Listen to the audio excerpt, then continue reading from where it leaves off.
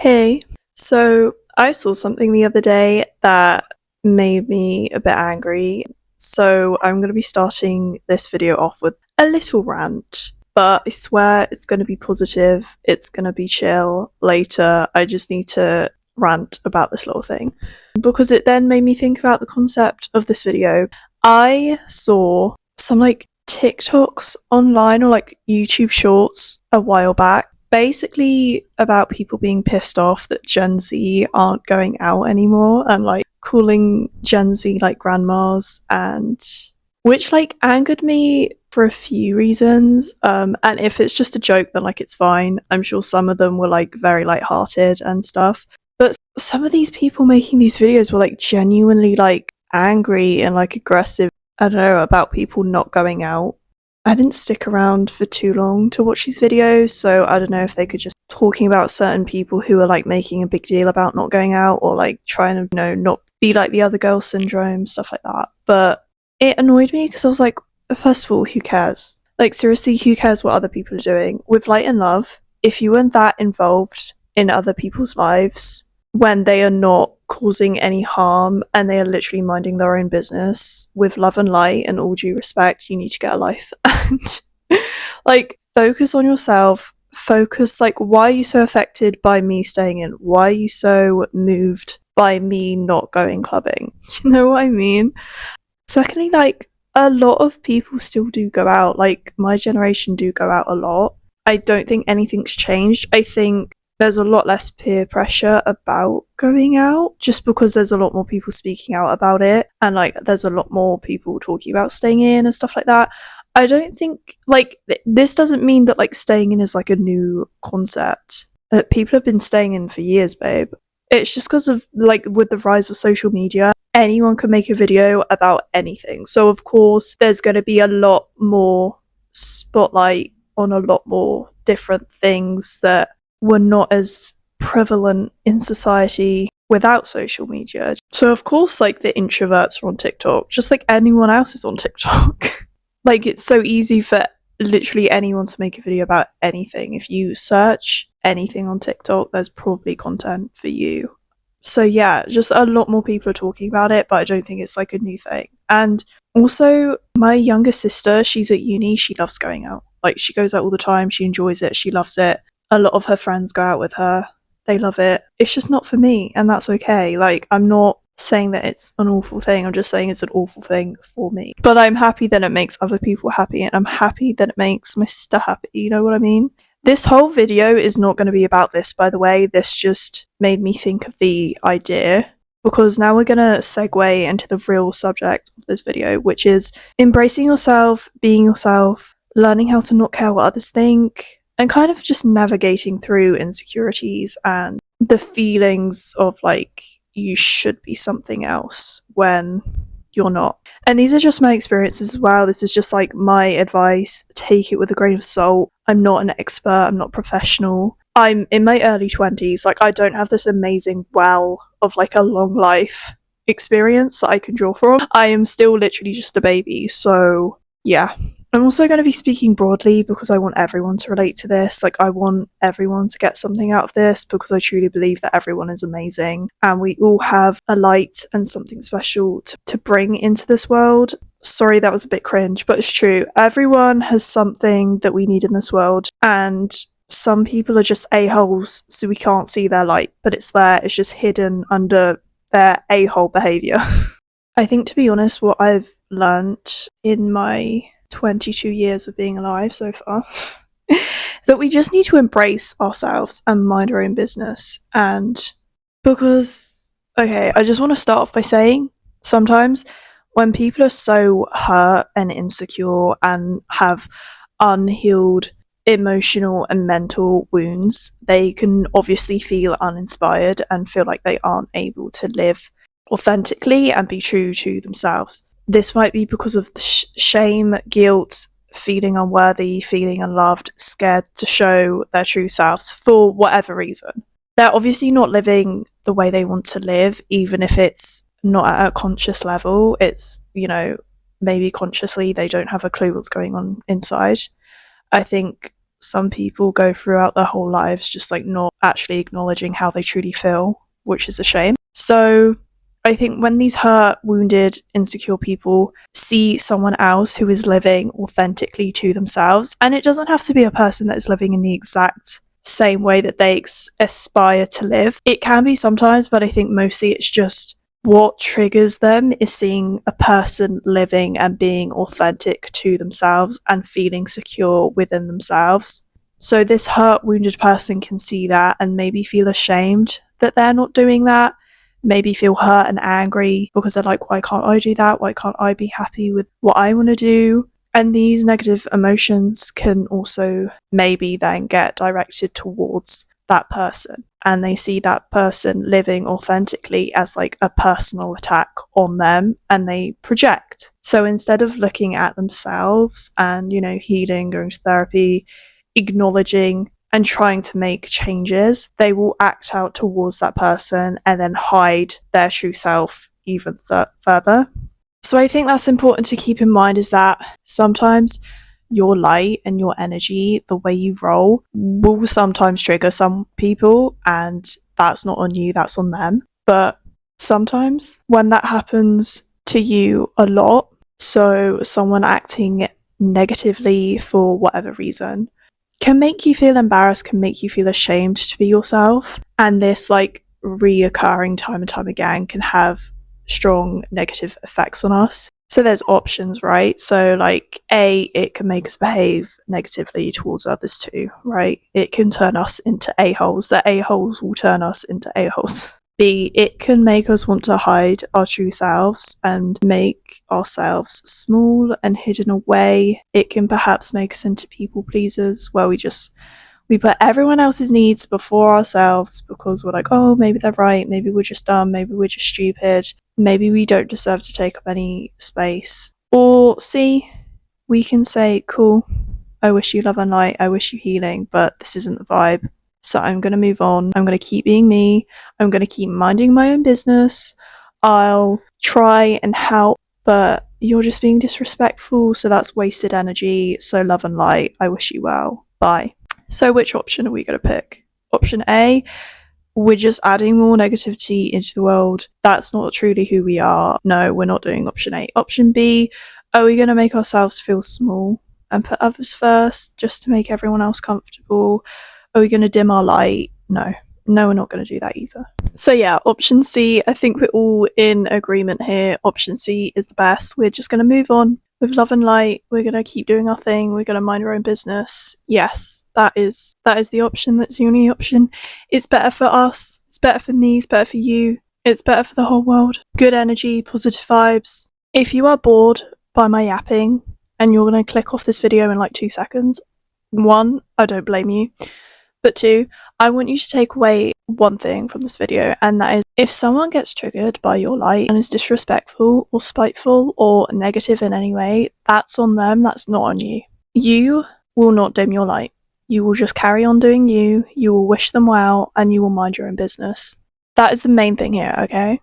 So yeah, we're all in agreement. Option C is the best option. Now don't get me wrong, I'm not perfect. And I did for many years make myself feel ashamed and make myself feel small and not worthy of being seen or having friendships or whatever. And I did people please because of the experiences that I've had with people putting me down. I didn't feel like I was, enough, or I felt like I was too much, or I felt like I was embarrassing. I was made to feel like I was embarrassing. I don't think there's any shame in your past.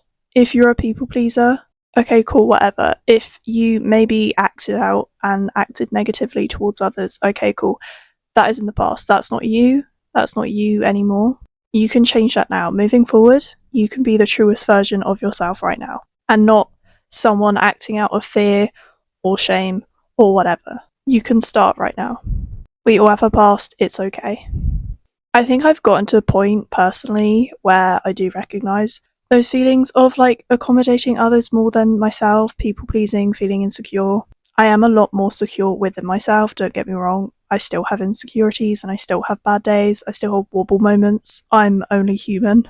But that being said, I am very healed and I've grown a lot since like being a teenager and stuff. I think why those videos of just shaming people and being annoyed about people not going out really got to me was because when I was a teenager, I hated the fact and felt so ashamed of the fact that I was so shy and so quiet. I wasn't, and I am still not, the loudest person in the room, and that's okay. I did not, and I still don't like parties, big crowds, loud music. But when I was a teenager, I was made to feel so embarrassed about it and so ashamed for not liking those things, to the point where I had such a deep-rooted fear and belief that there was something very seriously wrong with me because I didn't like partying and drinking and going out. Because it was such a norm, it was the standard, and I was always get these comments or like smirks and treated like a child when I would go to parties, and people would like, look down on me and be like, oh, do you not drink? Oh, why are you not drinking? Are you scared? And all that. And it's like, how effed up is that to ask someone that? Like, why they don't drink? And how weird as well. Or like, to laugh at someone and to want to make someone feel small because they're not drinking. Like, that's so weird to me and strange. Especially because I never judged, and I never do judge anyone for doing that. If you like drinking, going out, cool, that's great, you do you. But yeah, like, imagine if I went up to someone and I was like, oh, so why do you drink? Why are you drinking? Oh, you're drinking. Oh. Imagine how effed up that is and would be. Crazy, right? It's also just not that deep. Like, I genuinely just don't like the taste of alcohol. And I've never really gotten drunk, but I have gotten like tipsy sometimes or whatever, and I just didn't like the feeling. Like, for me, it's just not a comfortable, nice experience. Again, I'm not shaming anyone for drinking or getting drunk. Again, you do you. Just for me, it's not it, and that's fine. I would feel so small and silly for not enjoying these things. Like, I would force myself to go to these parties or these nights out that my friends were having, and I would tell myself that, like, I just change, just loosen up, like, one day we'll enjoy it, this is the time that we're going to enjoy it, like, it's my fault that I don't enjoy it, there's something wrong with me, and if I keep going, then, like, maybe one day I will enjoy it, and I'll just check. Like, I just need to be more open, I need to be more bubbly, I need to be louder, and I just need to enjoy it. Like, why can't I enjoy it? I knew for a fact that I was going to get anxious. I knew for a fact that I was going to have a panic attack without fail. Every time I went out or went to a party, I had a panic attack. But I forced myself to do it time and time again because I was so ashamed and embarrassed of the fact that I would have just rather not gone. Like, I was so embarrassed of the fact that I didn't enjoy it, and so I just forced myself to go. I wanted so badly to be something that I wasn't. And don't get me wrong, sometimes forcing yourself outside your comfort zone could be an amazing, really rewarding thing, and you need to do it in your life. Like, life is about change, trying new things. You're never gonna know what you enjoy and what you don't like unless you try things. Especially as, like, someone who can get quite anxious sometimes, I found that, like, I do just need to force myself to do new things sometimes. And again, it can be really rewarding, but pushing yourself and forcing yourself to do the same thing over and over again when you full well know the outcome is going to be so damaging and negative towards you is just not the thing that we should be doing. Especially if it's coming from a place of insecurity and trying to fit into a box that you just are not going to fit into. You have to try new things to discover what you like and what you don't like. And sometimes you might be surprised. You might find that actually you like the thing that you were dreading. But the amount of mental and emotional stress and de-stress that I put myself through just was not worth it and was not right and was not good for me. And yeah, it just came about because I was trying to be something that I wasn't, and because I was ashamed and embarrassed of who I was, and I was really trying to be something that I'm not. And yeah, I feel like I just want to say, like, it's not that deep. Like, nobody cares, or at least nobody should care. You shouldn't care. If people are caring, that's their business, that's not yours. I'm going to get into a story in a minute that made me realise, like, everything is a lie, everything is fake. Trends move so fast nowadays, and literally everything is a trend. Like, beauty is a trend, bodies are a trend, lifestyles, aesthetics are a trend. They come and go so fast, and it's so weird how life and our culture operates. And it's so weird as well how, like, trends come and go so fast, but also we're only shown one thing. Like, we're only shown one mainstream version of beauty, and I feel like trends get picked and chosen because, like, a quote beautiful person is vocal about something that they like, and suddenly that thing is, like, cool again. Like, I feel like when I was younger, video games were not cool, but I feel like, I don't know, pretty people started talking about playing video games and now we all think video games are cool. I don't know. Maybe it's not that deep. But it's also freeing because you just realize that everything is BS. Like, everything is a trend, everything comes and goes. Like, literally, it's just this weird thing about, like, oh, someone in mainstream media talks about something and now that dorky, nerdy, unpopular thing is suddenly now popular because that cool mainstream person has talked about it. So yeah, everything is BS. Be into the things that you're into. Who cares if it's cool or if it's not? If it's cool to you, then it's cool to you. Who cares? I swear, all the things that used to be embarrassing and dorky when I was at school and college are now deemed as cool, or at least more acceptable, just because more people are talking about these things. Like, I guess that's one of the good things about social media, is that people are like talking a lot more and there's a lot more like chance for community and like people to be friends and stuff. Or we're just nicer and we're not a-holes anymore. Okay, so this was like a turning point. When I was at college, so I was about, 16 years old, I did creative media, and this was probably the first year of my college course. We were basically like in the introductory stage, I guess, so we were learning about like the genres and styles and stuff like that. And I remember my lecturer they had like a PowerPoint presentation of all the genres and stuff, and they flipped the PowerPoint and it was a PowerPoint about the superhero genre or whatever. Everyone in my class, or like most people in the class, were like rolling their eyes, saying how dumb superheroes were. This one girl in particular was so vocal about how dumb and stupid superhero films were. I can't remember her exact words, but she had like just such a negative attitude around them and basically was like bashing anyone who enjoyed them and telling them to like get a life or whatever, which made me so embarrassed and ashamed and made me want to crawl into a hole because I love superhero films. I love Marvel films.